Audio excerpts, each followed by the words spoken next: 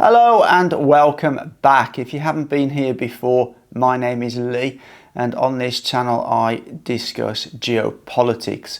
And today I want to talk about some UK government news. There was an announcement yesterday that Rishi Sunak, the Prime Minister, has agreed a new energy deal with the USA. And the headline was that energy partnership agreed. Now, basically, if you take all that fluff away from it, is all that this means is that Britain are going to buy more liquefied natural gas from the USA. Now, I find this somewhat surprising as as you're aware, the UK have sanctioned Russia, so they can no longer import piped, cheap natural gas from Russia. And neither can Europe, because even if the war was to stop tomorrow, Europe still couldn't be supplied with gas because it strongly believed the sabotage of the Nord Stream pipelines was initiated by the UK and the USA. However, so Europe and the UK are struggling to find cheap energy, or cost-effective energy, not necessarily cheap energy, but cost-effective energy. So you already have Scholz of Germany and Macron complaining quite bitterly about how they feel they are being overcharged by the USA for LNG, which is liquid natural gas. So what do the UK do? They jump in there and sign a deal with the USA to double the amount of LNG that's going to be supplied to England. Now, a number of months ago, some European leaders and I believe some politicians from the UK went to Qatar. Now, Qatar is one of the world's largest suppliers of LNG. But they were kind of snubbed by Qatar, and one of the reasons they were snubbed is that they wanted to sign in Qatar's eyes very short-term deals, 1, 2, 3 year deals.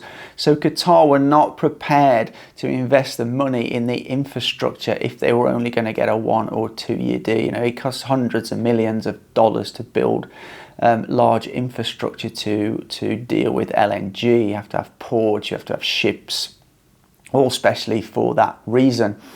So they came away from Qatar with pretty much nothing.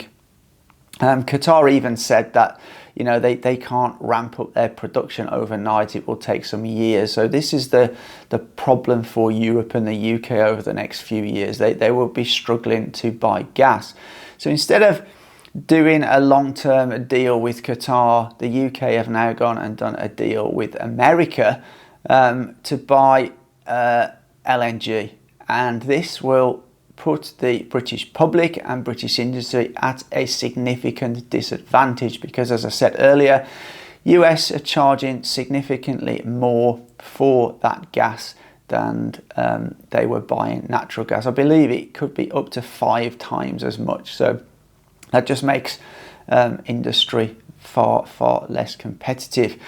Just as a side note on the Qatar issue, China recently signed a 27-year deal with Qatar to supply millions of tons of LNG per year. Now, I suspect some of that will get sold onto the UK and Europe.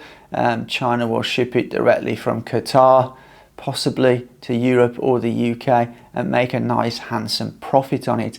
Now, this is the difference where China has a government that takes energy security seriously, whereas the UK and Europe doesn't.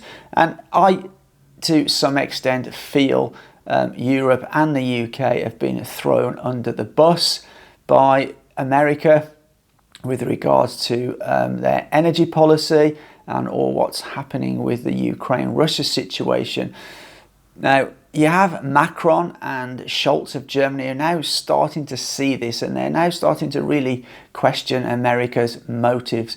But it seems Rishi Sunak of the UK is hell-bent on backing America and following their foreign policy, regardless of the effect it has on the British public and British industry.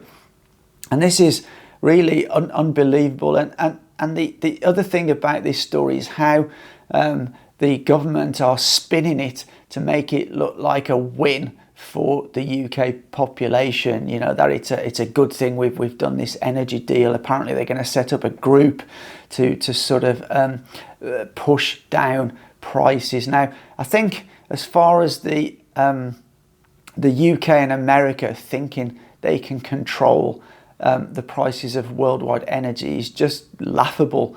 You know, the largest energy users in the world are not the UK and the US, you know, it's places like China and India with these massive populations. These are the countries that will control the energy prices, along with OPEC, OPEC plus. And there are talk of a sort of similar OPEC being discussed for gas. But anyway, that's my take on it. I think Rishi Sunak is hoodwinking the British public, trying to make out they've done this wonderful thing when all the reality of the situation is they've just decided to buy LNG from America at a much higher price than they were buying piped gas from Russia. Leave your comments down below. Let me know what you think. But as always, for now, take care.